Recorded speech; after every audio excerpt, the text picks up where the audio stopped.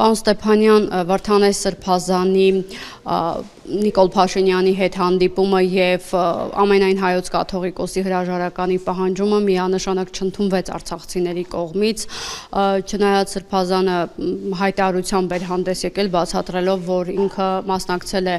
Մայրաթորի եպիսկոպոսների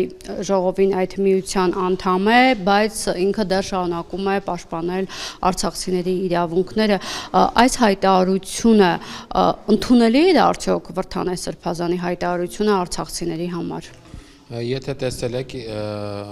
դրանից հետո իր այդ հայտարարությունից հետո եղել է նաև Արցախի թեմի թեմական խորհրդի հայտարարությունը, որը հստակ արձանագրել է, որ հանդիպում է ունեցել, պահանջեր ներկայացրել Վարդանես եպիսկոպոսին հանդես գալ ներողությամբ ուղղված արցախցիներին, ինքը խոստացել է, սակայն հետո չի պահել իր խոստումը, այսինքն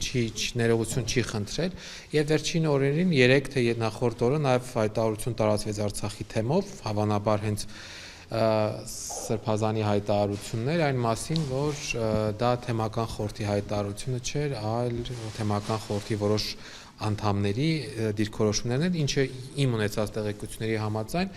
չի համապատասխանում իրականությանը։ Ես գիտեմ, որ թեմական խորհրդի անդամների ճնշող մեծամասնությունը, նրանք ովքեր որ Հայաստանում են, նրանք ովքեր որ առավել ակտիվ են, բոլորն էլ դեմ են արտահայտվել իր այդ քայլին։ Գիտեք, Նիկոլ Փաշինյանի հետ հանդիպումը ես անձամբ իմ անունից հետևյալը կարամ ասեմ, որ այո, ինձ համար էլ է նաև տհաճ, որ այդ ամեն ինչից հետո գնալ Նիկոլ Փաշինյանի հետ հանդիպում, բայց ինձ համար շատ ավելի վիրավորական է այն հանգամանքը, որ Արցախի թեմի առաջնորդը հայտնվում է այսպես կոչված տիրադավ 10 սրբազանների շարքում։ Ամենաանընդունելին մեծ հաշվով ինձ համար հենց դա է ու բազմաթիվ արցախցիների համար, թե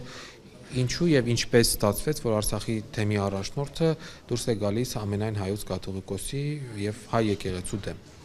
Ըստ ինչու միգուցե կոմպրոմատներ են նրա դեմ դրել, նման տեղեկություններ կան։ Ես կոնկրետ տեղեկություններ չունեմ, որ պնդում անեմ, բայց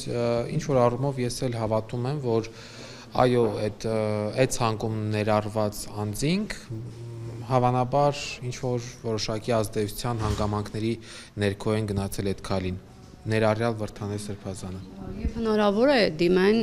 կաթողիկոսին Վարդանես Սրբազանի զրկելու թեմական առաջնորդի պաշտոնից։ Այստեղ հստակ բան ֆիքսենք, որ կարգավորության մասին մենք իրավունք չունենք խոսելու, դա բացառապես եկեղեցու որոշելիքն է, ամենայն հայոց կաթողիկոսի որոշելիքն է, բայց շատ օբյեկտիվորեն արցախցիների կողմից բարձրացվում է թեմակալ առաջնորդի փոխելու հարցը։ Եվ ես կարծում եմ, որ այս հարցով պետք է թեմական խորհուրդը հանդիպում ունենա կաթողիկոսի հետ կամ ինչ-որ նամակի տեսքով առնվազն տեղեկացնի վեհապարհորը, որ արցախցիների շրջանում նման պահանջ կա, նման ցանկություն կա եւ ըստ այդմ հասկանանք, թե ինչպիսի լուծում է տրվում։ Ես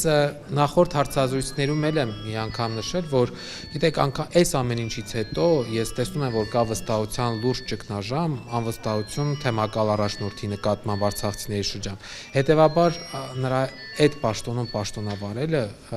ինչպես է մի մարդ հանդիսանալու անձանց հոգևոր առաջնորդը, եթե այդ անձանց մոտ իր նկատմամբ կա մեծ անվստահություն։